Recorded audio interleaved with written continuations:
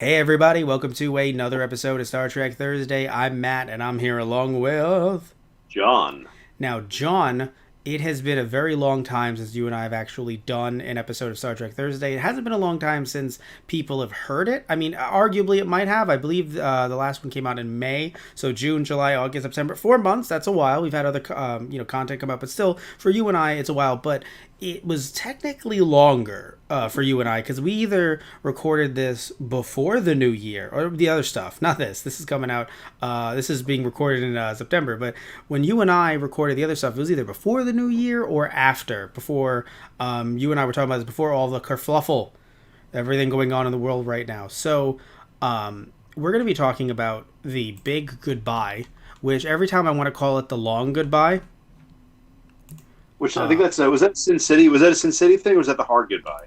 I don't know if that was a Sin City thing, either one, but I know that The Big Goodbye was actually a film in the 70s.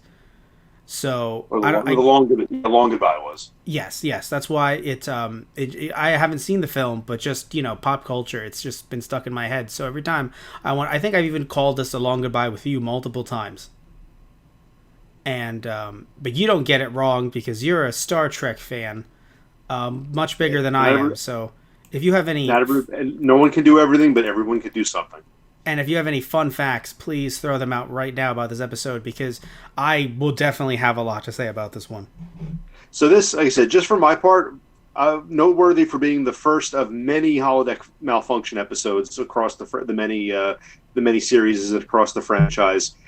First ever holodeck malfunction episode, and also in my opinion, the first truly genuinely good episode of TNG. I really enjoy this episode. This is a fun episode. You finally got to see Picard let his hair down, so to speak, if you'll pardon the expression, and have a little bit of fun. And even like I said, just the dialogue. There's humor. The humor feels good. It feels natural, and it has a lot of humanity, if you will, that's kind of been missing from a lot of season one, where they act like regular people and not like weird Roddenberry 80s era perfect paradigms of virtue. It's just, a crew, in this case we finally get to see them relax and not on a weird pleasure planet full of Aryan people, but just relax and enjoy themselves. And it really, like I said, especially the bit at the end where Picard's still in his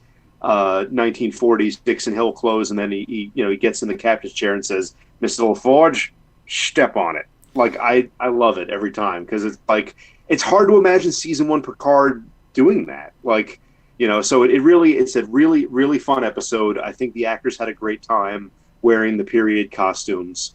So I definitely, like I said, people say skip season, the people that say skip season one, if you must skip season one, still watch this one because Yeah, I like I would. said, So my take on it is, I'm the kind of person that's like, no, I don't want to tell people to skip seasons, but I would say, if you're looking at a watching order, even though I'm normally the person who also is very strict about like in a personal way, I don't want to like I'm not trying to gatekeep, but in a personal way, I'm like, no, just I would rather start from the beginning, even if those episodes weren't good, they are part of it.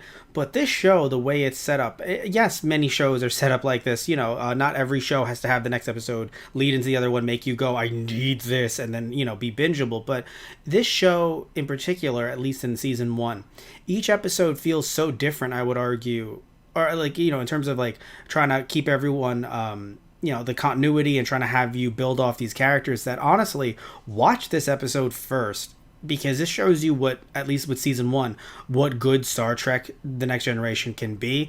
I'm not saying we haven't had good pieces of this show in earlier episodes, but there's every now and again, like, it would be like, oh, this seems like a really, good piece of the episode, and then they do something that I'd be like, I don't know about that. I feel like this episode was just done very, very well. And you can just, do certain things. Like, you can have, a guy be like, oh, hey, you're a nice broad and whatnot, because this isn't their interpretation. This isn't like at the time their 80s interpretation of how the future would be. This is their interpretation of how the 50s was. well, it's people from the future. It's for people from the 2360s acting like people from It's people from the 80s acting like people Yes. from the future, acting like people from the 40s. Right, the 1940s. By the way, I thought this character might actually be a real public domain character because of the way they set it up. Apparently, they were trying to do the Maltese Falcon stuff, Yes, it's but yeah, it's meant yeah. to be like a Humphrey Bogart type thing, but yeah, Dixon Hill was created just for Star Trek, And but very much in the film noir Maltese Falcon style. I knew that because when I Google, just I was like, let me Google Dixon Hill, and it's just like everything is just Star Trek, Star Trek, Star Trek, like fan websites. I'm like, I don't believe this is a real thing. Yeah, I have a feeling. it's like a genre parody style parody kind of thing. And I think it worked very well.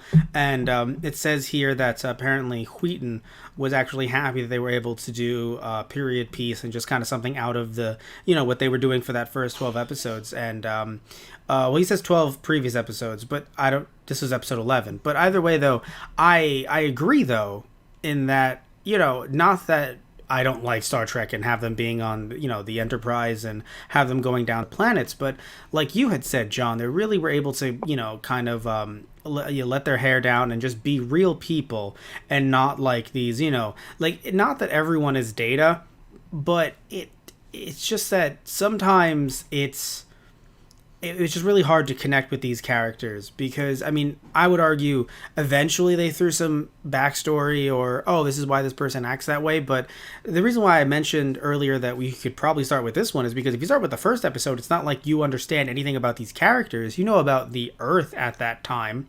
They kind of go through the history of Earth with Q. But we don't know much about them personally, I would argue, other No, than and also Crusher's husband dying. and they and even we I mean, we knew the facts of the characters, but the thing is they hadn't really figured out who the characters were yet. So the characters as they were portrayed in like Encounter at Farpoint or really anywhere else in the first season isn't really reflective of where the characters would end up anyway. Yes. So Well, that's another good thing. What's that? yeah. I was gonna say that I feel like with Riker, it's just like he just exists to be the second in command Yeah. at this, but you see this episode and it's like, well, I feel like he's a bit more than that. Just how he smiles at the captain, just kind of gushing over his love of the holodeck, him trying to take command, but doing it in a way that's a bit more boneheaded. You're like, oh, and even though Riker is usually looked at as a bit less boneheaded than Picard, in a situation like this, it shows that he was actually, he was like, I demand you, and they're like, demand? This motherfucker demands? Yeah, so because I always got the sense that they were trying to contrast Riker and Picard's styles. Like Picard's a diplomat, Riker is more of like a swashbuckling kind of. I hesitate to call him like an heir apparent to Kirk, but he has that kind of same very direct style. Whereas He has Picard a certain kind of panache.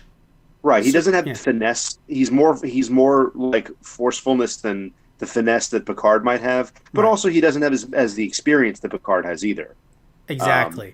As they says, like he said, I think this is his first go as first officer.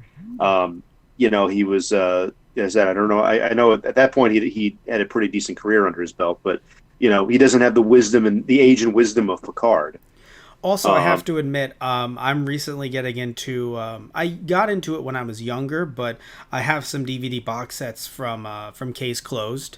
So Detective Conan in Japan. So it's very much a detective show. I mean, obviously it's a much different vibe in some cases, but at other times there is like a mean sax, John. I'm talking about like really mean sax. I love a good film noir sax. I got to be honest. Yes, we should watch Case Closed. Not for like a podcast or anything. We should just like hang out and watch some Case Closed because, again, some of it is a little silly. Like it could seem silly to you, John, but like the setup. But also, you're an anime fan, so like you're used to some of the setup silliness, so long as the episodes deliver. And boy, do you propose to for us to watch a piece of media and not record ourselves doing it together? yeah, I don't know. Yeah, I don't know. Why the if we very should- notion?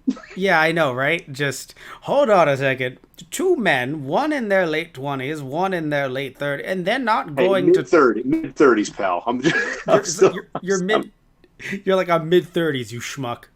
You can't call me late 30s until 37, and then I'll concede to it. Trust me. All right. So next year we'll both be in our late 20s and 30s, and so And it'll sync up. but in all seriousness, just to have two men just not talking about this to the internet, what would become of the world if we just kept our opinions private? I shudder to think. But Oh, but speaking of opinions, though, also gotta say, I mentioned very end of the episode too. yeah, Picard doing the Haradan greeting is one of the best. It's definitely one of the finest moments of the first season, and one of my favorite moments in the show. Is yes, just and getting up it's there and just in his still half in his Dixon Hill outfit and just grunting out that weird that weird greeting. see that's the stuff that's funny because this is an insect group of beings. You never see them because it's a great way to save on budget. Maybe we will Mm-hmm. another time, but we don't see them now. No, we don't. This is it.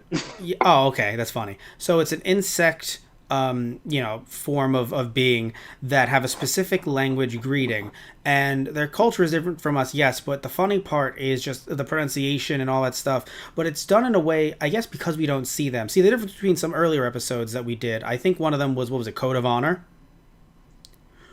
Was it that Yeah. one? Yeah. So the difference No, between well, let's say Code of Honor was the one with the African. there we go. That's what I'm offensive saying. See, that's African different planet. because even though you say they're an alien race, you literally have them looking like they are different brown ethnicities, and then they are more savage. And I'm like, I don't know about this one, guys. So in And I this think this was case, said it was a budget thing. I think they might have intended to show them.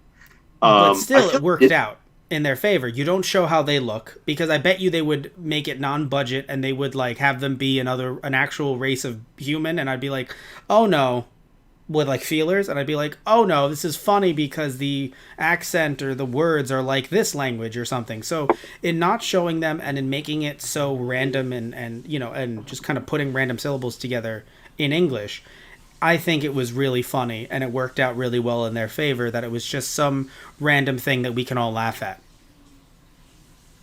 You know what I'm saying? Because I think that's the problem with earlier Star Trek. Not earlier. I'm referring to TOS. I'm referring to in this series is that they want to save on budget, but then they're using real people, and then they're doing it in a way that I'm like, it feels Yeah, like that's this why you was have so written in many the rubber '80s. forehead, so many rubber forehead aliens. And yeah, I think in this case, it's actually an effective choice to not show the quote unquote monster. Yep. If you pardon the expression, is because it'll basically your brain will fill in the blanks with whatever you find scariest, and they don't have to spend a dime on effects. And also speaking of obviously having something save money, just not having them film on the Enterprise. I mean, yes, they had to have people dressed up in that attire, but to kind of have things be a bit more normal with kind of just getting some outfits that are it's a period piece, but still it's not that far off. It's not like they went to the Revolutionary War. No, it's fairly and I'm sure there are costumes that they had on hand. It's nothing to. They probably had to tailor make them for the actors and actresses. So who knows? But To be fair, but I still think it's a bit more. I feel like having it be in the holodeck, but never actually show the holodeck. It's just It's just the olden times. In a way, the way they did it, to me, it feels like it's a way to save budget rather than let's go to a random green screen stage with Yeah. and or the whatnot, and then have any soundstage. soundstage. Thank you, and have any special effects or whatnot. It was just very I, much I like like when the set. I like when the set pieces change. That's always a cool thing for me. Is when they move, they kind of shake it up a little bit. yeah, and it's funny. The second they introduce an exit, I'm like, oh, that's going away. And the second the ship shook, I was like, oh, there's no exit anymore. I think just because of other pieces of media doing similar things throughout the years, I'm like, yeah, so they're going to be stuck in there and they're going to be fucked. I didn't. So, what I'm confused about, John, and help me out here as a Star Trek aficionado as you are. So, if the holodeck was working properly, the bullet would have just phased through the historian. Yeah, yeah. The holodeck safeties were off, and again, this is the first of many uses and perhaps overuses of this plot device. But they're getting trapped in the holodeck and then having the safeties malfunction or the safeties turn off so that you can die for real. So, Yeah, so the safeties mean that the bullets would are have- real, quote unquote, but they actually phase through you because duh. Either and they never make it. I don't think they ever make it clear if it would have phased through you or if it would have hit you. But I guess maybe like paintball, where it wouldn't hurt that Yeah. much or It's in my really. body, but it's not actually in my body. Ha! And they're Yeah, like, it would what the probably it fuck? would the bullets would be like insubstantial or fade out or something like that. But oh, and by the way, you had asked before, trivia wise, and we were just talking about Humphrey Bogart and the Maltese Falcon. Um, there's a lot of there's especially on the nose Casablanca references. The bad guy's name is Cyrus Redblock, Right. which is a parody of I think Sydney Greenstreet Okay, that makes a from lot more sense. Casablanca, and then I forget what Red Block's little his lackey, but what it's called. I think it was Mr. Leach. Mr. Leach was, and he's based off of Ugarte from Casablanca, Okay. who was played by the great Peter Lorre. That's the guy that sounds like this, That and actually makes a lot more sense, yes. everything is a parody of him, including Ren from Ren and Stimpy. But yeah, that's Yes. Peter Lorre, Yeah, no, and my that terrible makes with him. uh random fact that was the first version of Ren and Stimpy voiced over by Billy West, Chris Belushi. was Billy West doing an impression of that impression? The original Ren was definitely inspired by Peter Lorre. In the earliest episodes of Ren and Stimpy, he was voiced by John Christofalusi. God, and So then Chris Billy West Belushi, voiced him later. That I know. right, and Billy West took over. I think he based it on, he was trying to do his version of An Chris impression Falusi's of an an impression impression. of impression, I guess, as it were. And Billy West, being the talented voice actor that he is, even a second generation imitation is still good stuff there. Something that I Um, find interesting, by the way, I don't know if you know this, John. Every character in Space Jam, and I'm referring to live action as well, were voiced over by Billy West. really? No. All like the no. all the Looney, I almost called them Muppets. All the Looney No, no, Tune no, no, no. characters. I said, John, I said every character, including the live action, Oh, were voiced over by Billy West. So what's his face? Michael Jordan, the guy Michael from Jordan Jurassic Park, and Bill Murray and and Bill Wayne Murray. Knight. and his Oh, the wife other and thing- kids. And I wouldn't be doing my Trek nerd due diligence if I didn't point out that because this was still early on in the holodecks time in the Star Trek universe, Right. what happened with Red Block and Leach, how they left the holodeck and they were able to walk a little bit out of the holodeck into the corridor before they started to That dematerialize. makes sense, actually. That is not and I think it went that way for drama's sake, so they could be like, "Hey, what's going on?" and blah blah. But in all subsequent holodeck episodes, the instant holodeck matter leaves the holodeck, it instantly disappears. It like zaps out of existence. Yeah. So that would be changed. But again, like I said, it worked for the purposes of the scene, and it worked very well. So And I assume, I'm all for. and I assume many fans of Casablanca who heard the character scream his own name at the end were probably like, aha. Even though they knew his name beforehand. Cyrus Redblock. Even though they knew his name beforehand still. Also, I love that they were like the most New York, and I know they were like, no, this is Los Angeles, and I'm like, I don't care. These are the most New York actors you could find. Yeah, well, you know why is because Red Block was played by Lawrence Tierney, who who famously plays like tough guys. I'm sure he was in a lot of mafia. He's a character actor. I don't really know anything of his work beyond Star Trek, but I think he was on Seinfeld or something like that. Or he always plays the tough. He's a character actor. He always plays the tough guys, and he was kind of mean and said homophobic stuff to Will Wheaton on set. So So here's the thing. That's fucked up, obviously. But if you told me one actor in that episode said homophobic stuff to Will Wheaton, I'd be like, oh yeah, it was that fucker, right? yeah. So If you told me who it was, I'd be like, just tell me it happened. I'm like, oh, so it was him. Whalen. It was Whalen's actor said it. No, but yeah. So yeah, Lawrence Tierney did a great job with this episode. Kind of a jerk, sounds like. So Yeah. yep. I mean, I would imagine, again, like, I don't want to say this about every person who plays bad guys, but just something about him. I'm like, I see. But he was in Reservoir Dogs. Was he? Yeah. Also, in October 1985, he was arrested for fighting two policemen outside a Manhattan bar. The New York Times reported he had been arrested 6 times in California and 5 in New York on similar charges. So the dude just has anger problems, apparently. Yeah. He's a bit scrappy, let's say. Yeah. But Oh, he was also in. Interesting. He was in Deep Space Nine.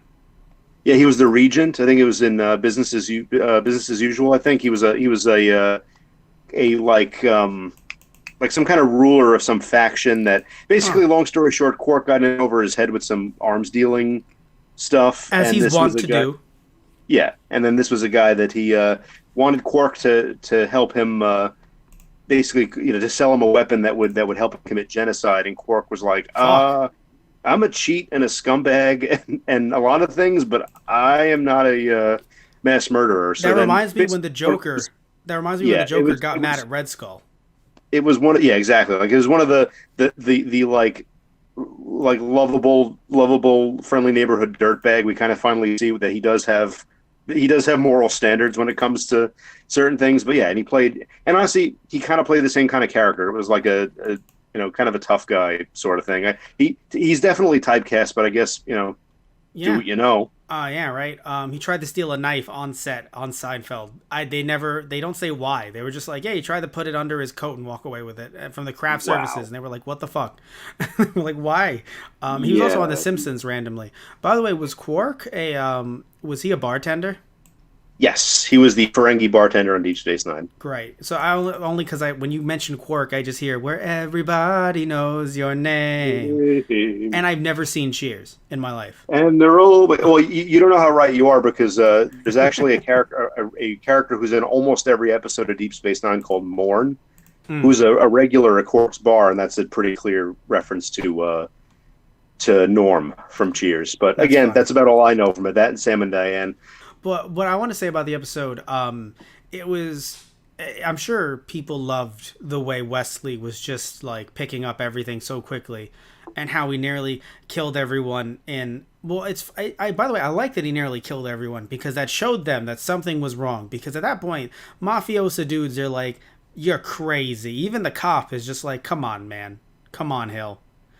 And so he's like, no, I'm telling you, why am I randomly British? Have you ever noticed that I wasn't British? Randomly British, and I can vaporize you with my magic room. No, but But like literally, the leech is like, boss, he's not ever always British, is he? Like, just no one was like, Dixon, you're pretty British okay, so today. let me amend my earlier statement. It is a British man from the '80s pretending to be a French man from the future, Thank you. pretending to be a Los Angeles PI from the '40s. I'm a dude So disguised as a dude playing another dude, or yeah, if somewhere ever, flipped in it.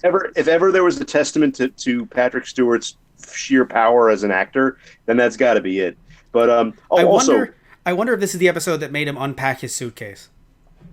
you know what? Funny you mentioned that. I bet you. I always wonder where, like, because they say that by the end of the first season, he was on board. Like he was laughing and joking with the rest of the crew. He was having a good time. So I'm willing to bet that this was around the time that he sort of realized that maybe there was something to the, something more to the show than he had originally thought. Oh, but also no one, John. Oh, by the way, if you remember, there's probably a rather cryptic line where they're like, "Oh no, wait a minute, no, I messed up."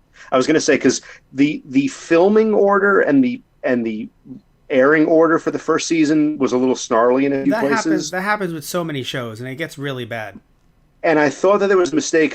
But no, but actually I was wrong. Is that this episode? I thought there was a reference to this episode that refers to an episode that was filmed before but aired afterward. But no, this episode is referred to a few episodes now when something else goes on with holodeck. But okay, never Okay. mind. No, that's Disregard. fine. That's fine. Because again, that happens with a bunch of different shows where they just air them out of order, and then there's random things referenced, and I'm like, I've seen this enough to know that didn't happen yet, which is always fun.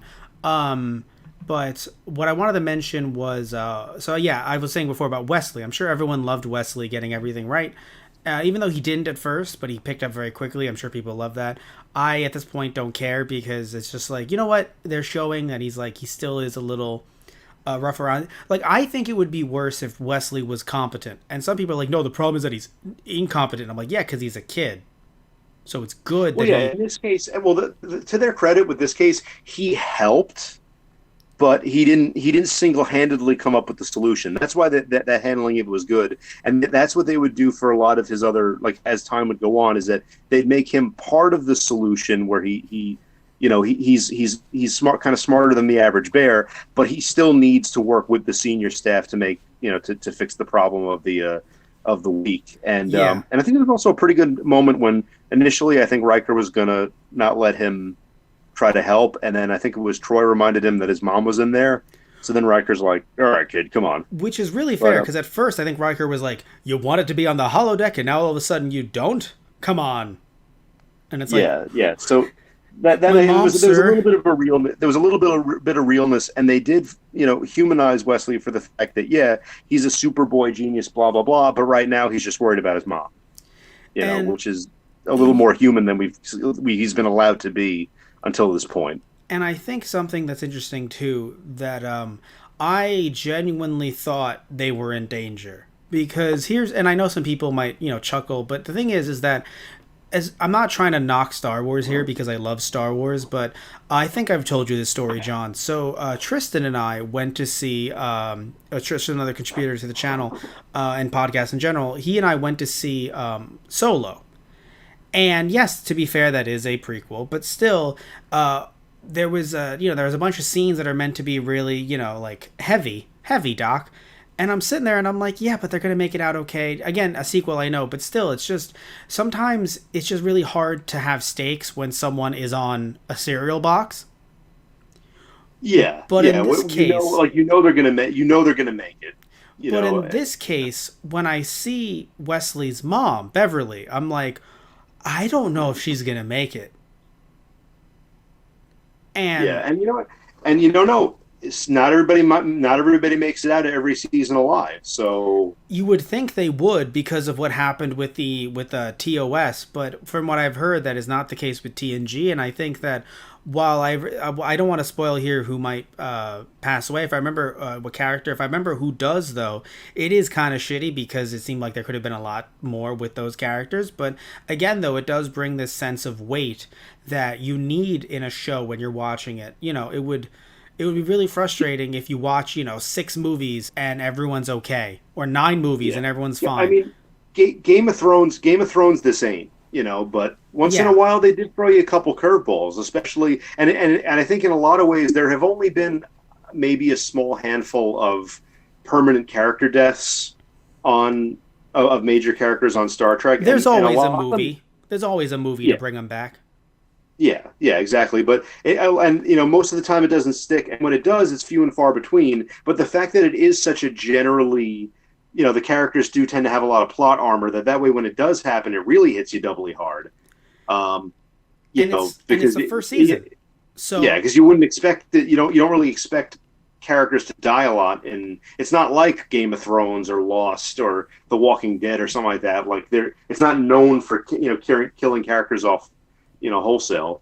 Hell, when the Historian was shot, I thought they were going to undo his button down to reveal a red shirt, like a red undershirt. Like I said, I take that back. Unless you're a red shirt. We're talking named characters here. Everybody else, for a red shirt, this is like Game of Thrones. Yes, and it sucks too. Like, the entire plot of the show for them is some scary shit happened and then they died. And then that's it. Yeah, you spent your whole, you went to Starfleet Academy, you did everything. You finally go on your deep space assignment, and then you end up eating it because some little poison plant shot a poison dart at you, or somebody hit you with lightning, or I stole that joke, by the way, from Kumail Nanjiani. I think you know him. You've probably seen him in something. He's a comedian. He also does stand-up comedy, and he was also on SNL like last year, so you might know him from that.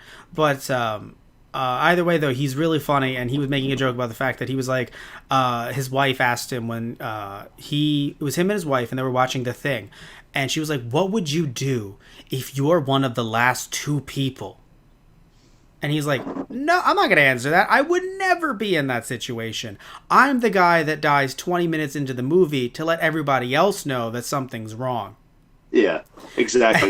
You're the guy that dies to let people know that there's a threat. That's literally what he said. Yeah, and he's like, "I'm the guy. The whole movie for me is there was a strange noise, the cat's missing, that's it."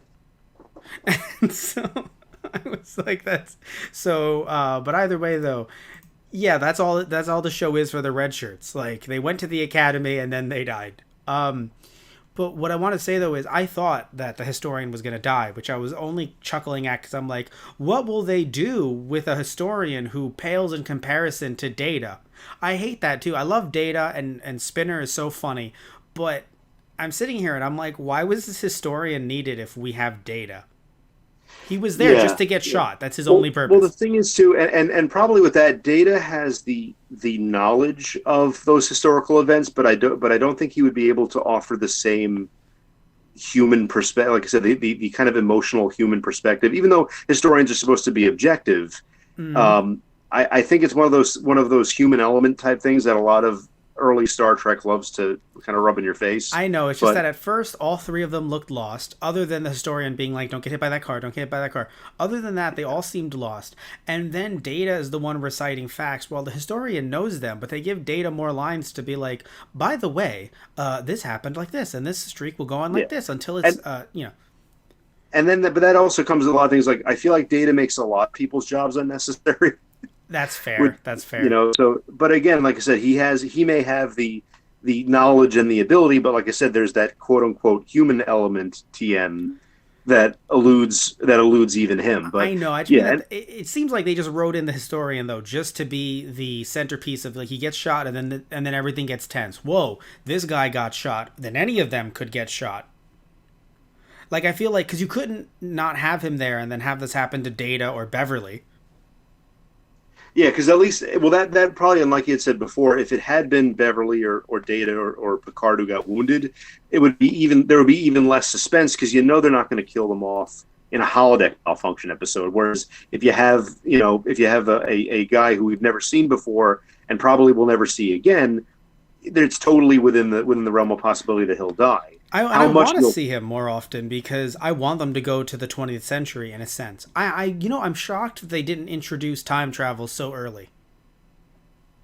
Yeah, no, they did rather tastefully hold off on that particular plot device. I think until at least season 2 before. Oh no, there's really early TNG deals with a lot of not necessarily time travel, but like time manipulation. Yes. Like time repeats or is distorted or whatever it is, which is kind of interesting.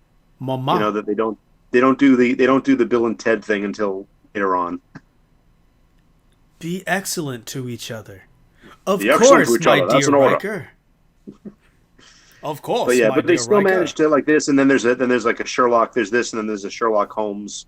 The next holodeck malfunction is actually a Sherlock Holmes episode with Data. So there's time travel of a sort, But I think that's a great way to get around it. I'm not saying that Star Trek should be against time travel, but it's good to not just throw that in there in the first season. Like, we'll wait on that. And then when they do finally really whip out the big guns of time travel, it's freaking unforgettable. But it'll probably be a couple years before we get that far. Yeah. So, but one thing that I find interesting is that in the initial script, this was directly from Roddenberry, when Red Block is disappearing, he actually points at Wesley and he goes, "Is that Wesley Crusher? The famous one, sir? Yeah, that one." And then they disappear. So, that was in the original script? Totally, of course. The great Wesley. That's the great Wesley Crusher. And then they disappear. And Wesley's like, wow, I'm the great Wesley Crusher. And they thought it was a bit too much, but Gene was like, we got to do it. Wait, are you kidding? I am. I'm fucking with you, yeah. So anyway, John and I had to have a lengthy discussion about me messing with him when it comes to Wesley Crusher facts. But either way, we had to cut that part out. But I feel like at this point, John, anything I tell you about Roddenberry when it comes to Wesley, you're like, that might be true.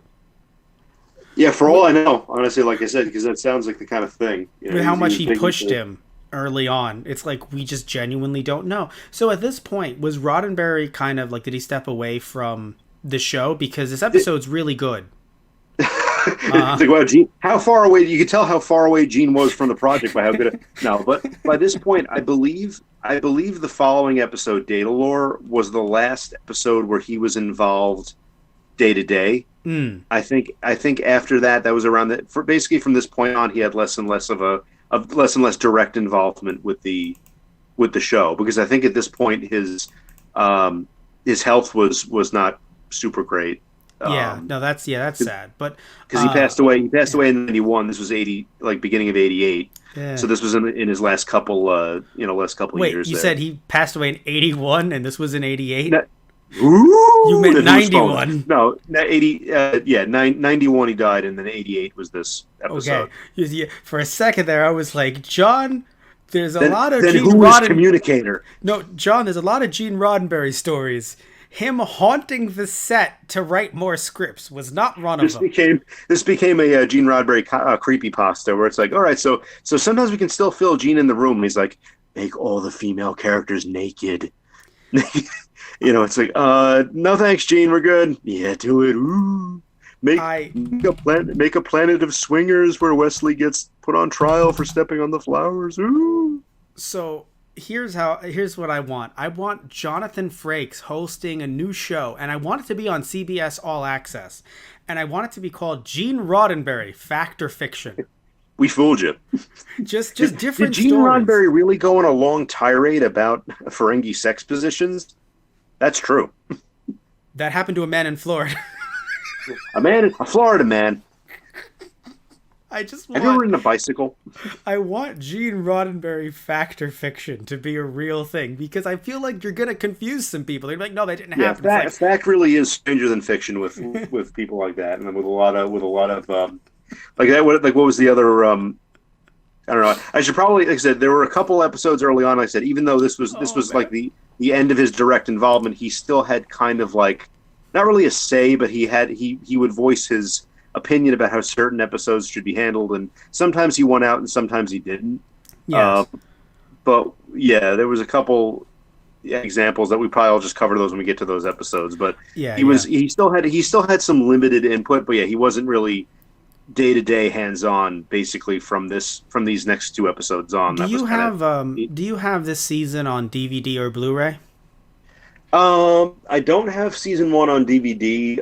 Like I said, I'm just pure Netflix from here on out, but I have season 2 and season 5. I know what I'm going to do for you. I'm going to get you for your birthday or Christmas, whichever one comes first. Not the whole season on DVD or Blu-ray. No, John. My good John. No. I'm going to get you The Big Goodbye on VHS. Just the standalone. That you want to talk about your hard media, like that way, no matter what happens to the internet infrastructure and licensing rights and things like that, I'll always have a copy of it. It's funny, I actually do have a decent amount of the VHS. No, I think those ended up at Savers. I did have a lot of the VHS tapes. Those were like back when they were like $20. Oh God! It was like, let me go to the mall and get a $20 Star Trek. Any younger person listening to this, I'm not going to shit on you and say that you don't know what a VHS is. I'm sure you do, but they held so little content that yes, one episode of TNG was released on VHS. Maybe it was with another, but it just says The Big Goodbye was released, and I wouldn't be surprised if they just put that one out and just called it a day. Yeah, it was one episode to a tape, and then if it was a two-parter, if you were lucky, you could get the two episodes bundled together, like the two tapes. Well, that makes sense because it's an hour and a half. That's a movie. Yeah, but otherwise, one episode, one cassette. That was it. And this came out August. Borders was. I got a lot of them at Borders too. The Borders music and video section. Yeah. Oh, when Borders closed, that sucked. August 26th, 1992 is when the VHS tape came out. What that means, John, is that came out a week before I did. I was not born yet, and I'm a limited release, by the way. It was just me. Only one of you was. Yeah, so it's The Big Goodbye and then The Sweet Hello. Thank you. I respect. I'm gonna put that on my tombstone, actually. So anyway, I really do enjoy this episode, as you all can tell. We're just gushing about it because again, it just everyone felt like normal people doing normal things.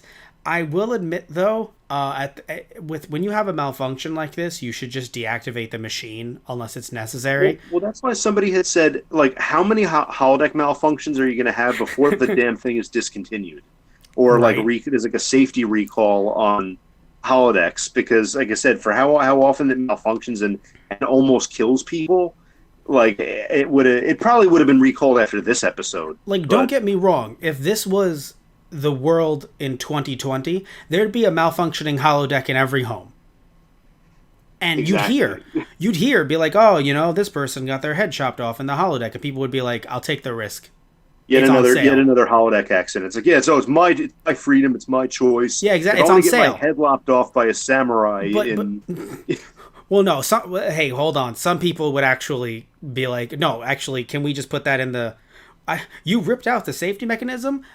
This is how I want to die. Yes, a samurai, in the just in a period that has no samurai. Just kind of. By the way, I'm assuming the holodeck can do that, right? Like you can put a samurai in, the Revolutionary War. Oh yeah, you can do anything. You can put anything in anything you want. As long as Samurai in the Revolutionary War in the year 2021. Like, just. I'm assuming you can do anything like that. Yeah. I would just get in there and be like, okay, big punk girl roller derby subroutine program, load and disengage safety protocols. Run program.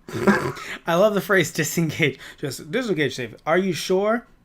It's my Yes, time. don't tell me how to live my life. It's my time. But no, yeah, but yes, I feel like if we're in the modern day, it would make sense if it's on sale. People would just buy it and go, we'll see what happens, right? But in a utopian future with one malfunction, you'd think it'd be like, we have to actually take a look at this because one malfunction is too. Like I feel like Picard would be the first one to say one malfunction is too many. And Yeah, exactly. no, Exactly. it's fine. Especially because, like I said, they invest a lot of money, or not really money. It's the future, but like they put a lot into your Starfleet training, and then to have you vaporized by a magic room is not a good return on their investment. But in this particular case, like I said, I think they explained away this malfunction because I think the Haradan probe made the holodeck. But they messed didn't up. want to. Like it was. That's the issue. Then you'd have to, be like, well, what's in that But it was probe? outside interference that caused the malfunction, which sometimes that happened in this episode. In a lot of other cases, it's just a glitch in the program itself. Okay. Some of it. So glitches bad. Obviously recall. In this case, I understand their concern. Like, oh no, like or non-concern. Every time you run into an ion storm, well, Voyager did a lot. Was like, oh, we ran into an ion storm when the holodeck was running, and now everybody's trapped inside, and blah blah blah. You know what it is for me? It's one of those things where it's just like it feels very much like, oh no, we didn't prepare ourselves for something that we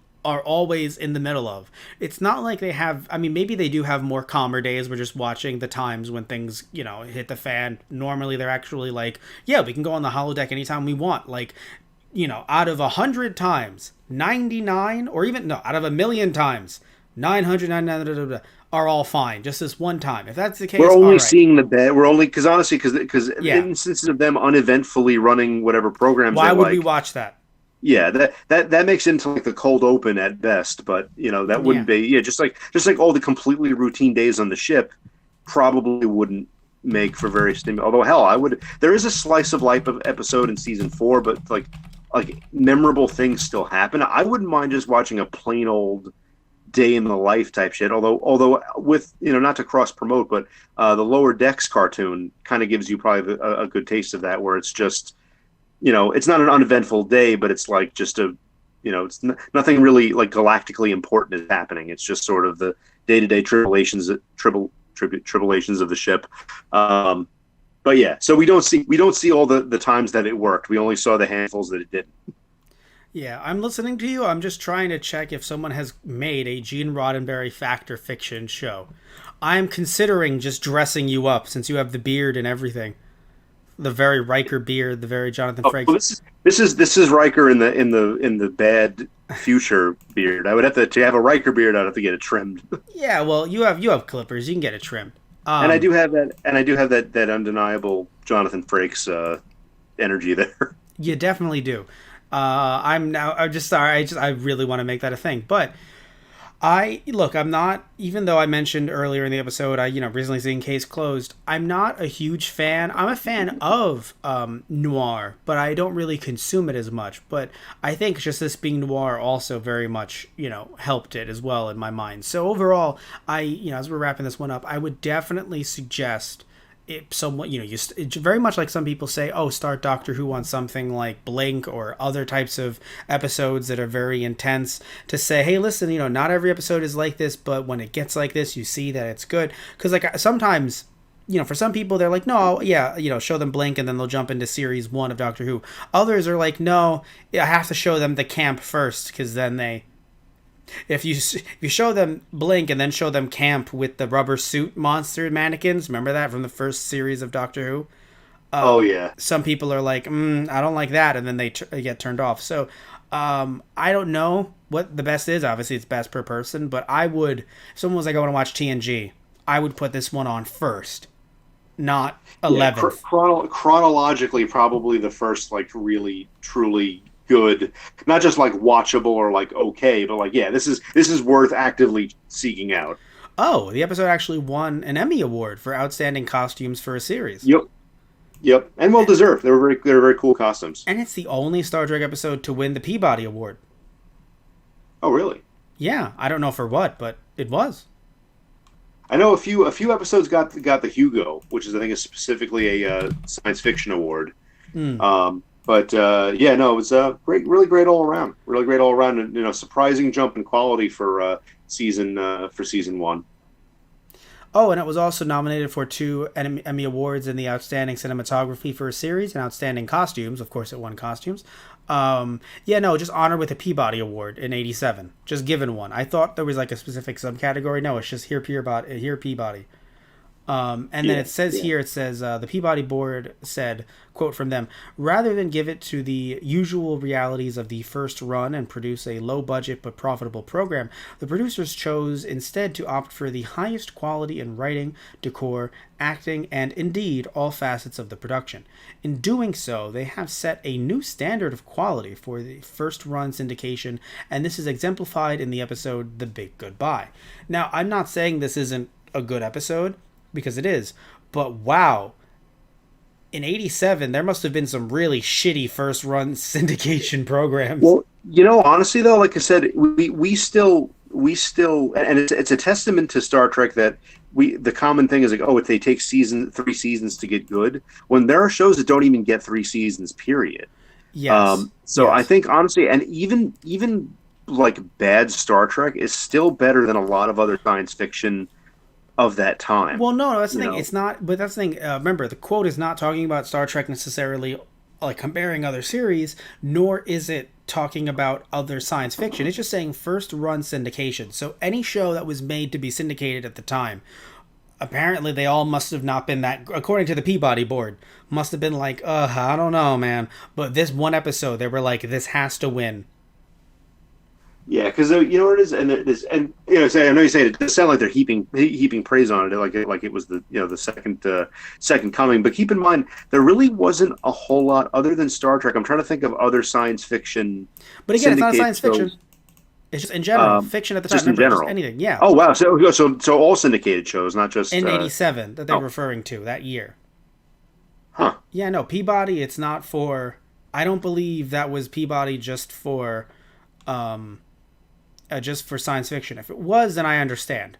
But I believe that they have other categories, but this is Peabody Television. I'm under the impression. Yeah, and it definitely deserves the acclaim that it gets. Like I say, because it did. And this is around the time, which isn't to say that we're done with all the bad season 1 episodes. There's still plenty more to come. But at least this gave you kind of a glimpse of how good it could be. And that the show, had more than just potential.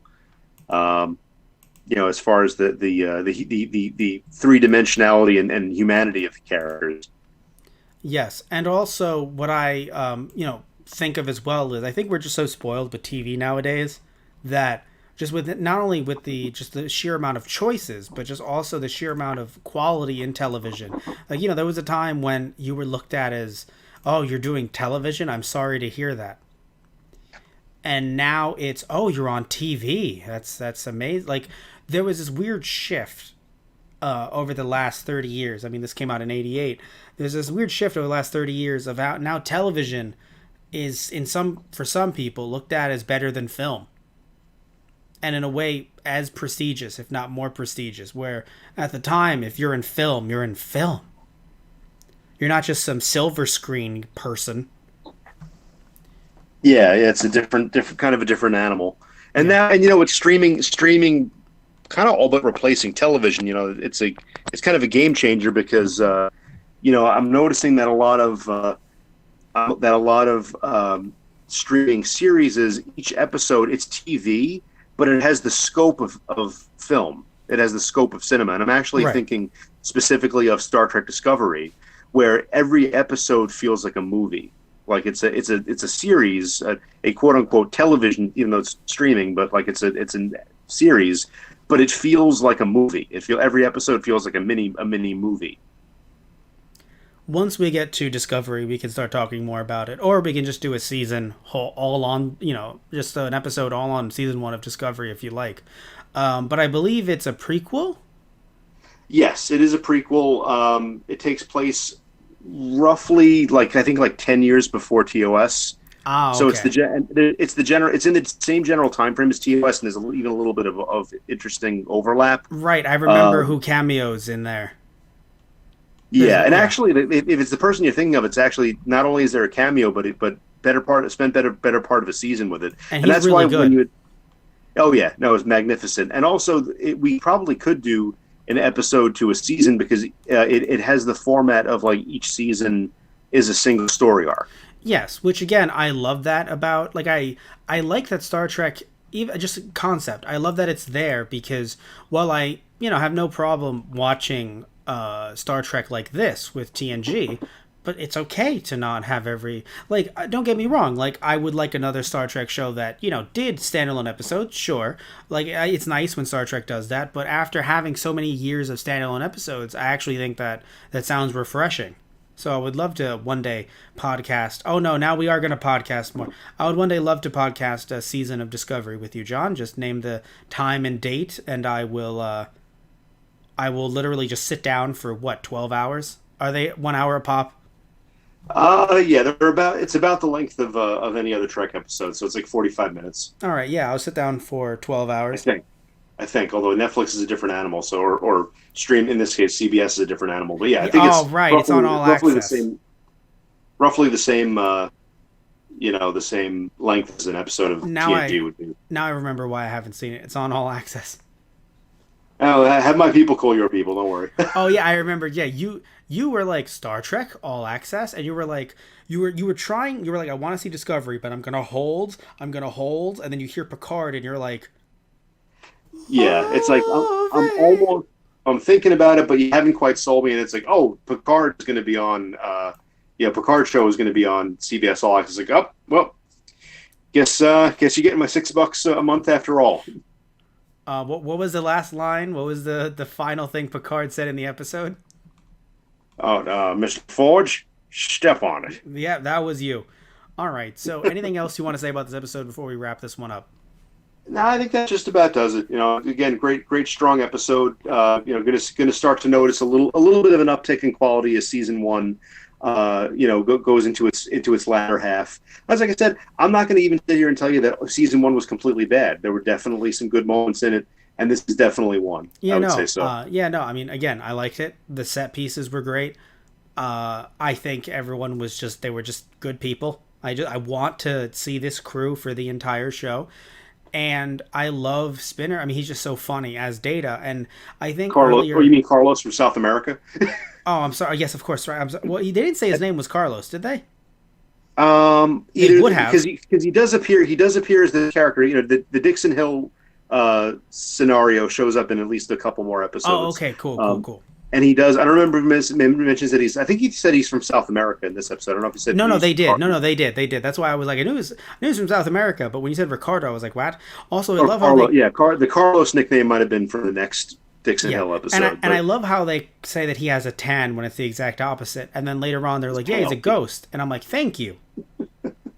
But yeah, he was, and there's a time-honored tradition of explaining to the 20th century natives why a crew member looks the way he does, just like in City on the Edge of Forever when they tell the cop that Spock got his ears caught in a mechanical rice picker, and that's why they look the way they are. Of course.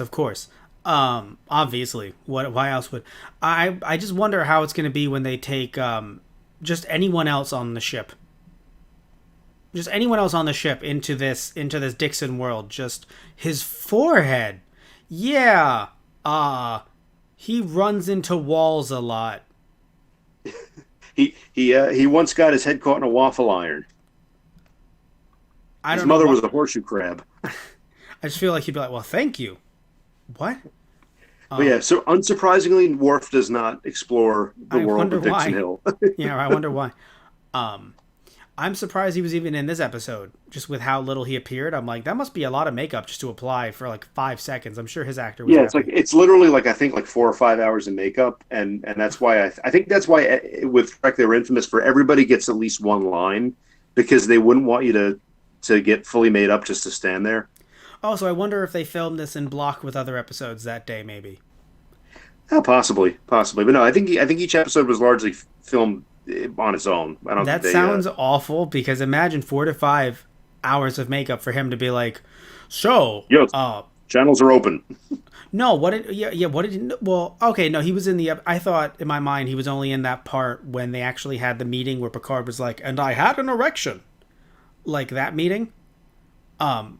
I thought that was the only line that he had, and I'm like, man, Worf, 4 hours of makeup. Poor guy. Yeah, but no, he was in other lines. He was in other parts of the episode, right? All right then. So we're gonna wrap this up here. We should wrap this up on that last Picard line. Just go off into the sunset with that one line. Mr. LaForge, Mr. Marrero, step on it. All right. Love you all. Take care. Tune in next time when we talk about the next episode of Star Trek: The Next Generation, which will be Data lore. And is that going to be lore on Data? We honestly we could only be so lucky, but unfortunately, no. It's a lot. It's a lot worse both for us and for the galaxy. All right, that sounds really fucking stupid. So can't wait to do it. If you want to know when we'll be doing it, you can check out our social media platforms. Everything we're on: our Twitter at Those Guys Radio, our Facebook.com/Those Guys on the Radio, and also on our website dgproduction.net. Also, you can follow us on our YouTube channel, which is Those Guys on the Radio, and also on our Podbean, which again is also Those Guys on the Radio. So, again, love you all. Take care. Tune in next time when we talk about that mess. So, goodbye, everybody. Good night.